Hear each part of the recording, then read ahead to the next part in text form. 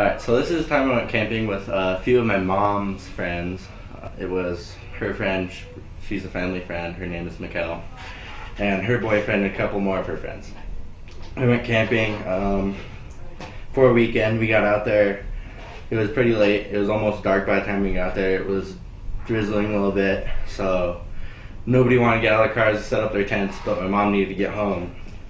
She was only dropping us off. She had the baby with us, she needed to get home and feed him. So I had to get out, put up tarps over an area so that we could put our stuff down, set up a tent and put our stuff in it so that it wasn't getting wet. And once we had got that all done, everybody finally came out, and by that point I had set up 2 more tarps over like kind of a roof. And everybody's standing under it waiting for their tents to be put up. So me being the guy taking charge, I ended up putting up all but 2 tents out of 4, so I did half of them. And by the time we got all done, we pretty much just wanted to go to bed, but we needed a fire, we needed to cook something to eat. So we had our 4-wheeler with us, and we went around, found some firewood, brought it back, and got a fire going, which took a lot of gas. So we got the fire going, and once it was all going, we finished with putting our stuff away. We cooked some dinner, hung out a little bit, and then we went to bed.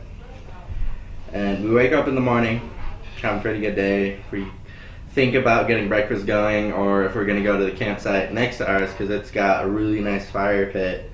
It's got an oven rack in it for you to put your pans on. And we thought we'd do that. So we got all of our stuff on the 4-wheeler, rode over to the other campsite, started cooking our food and all that. And Mikhail's boyfriend, his name is Matthew, he went to ride the 4-wheeler a little bit, and when he comes back, he's kind of like riding really slow and the axle doesn't sound right. So he gets it to the campsite where we're eating, and he rolls up saying that I crashed it. And from what I can see, there's a flat tire. So I get up and I look at the bike, and there's cracked plastics everywhere. The tire's blown out in the sidewall, so we can't fix it. And I'm just thinking to myself that my mom is going to kill me.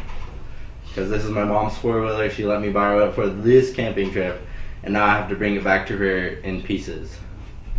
So we finish our breakfast and we take it back to our campsite.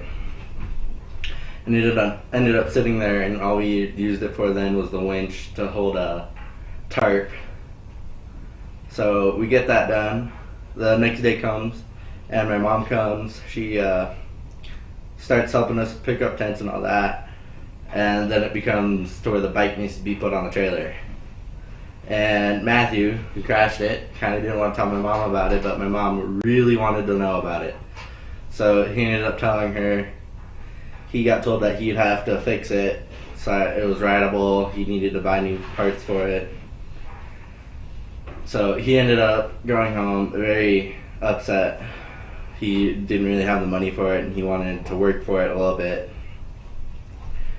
So he was very hesitant to try to get it fixed. He didn't know what he could possibly do for it. So I ended up helping him out, putting on new tires for it. So it can be ridden, and the only thing it needs is plastics. Thank you.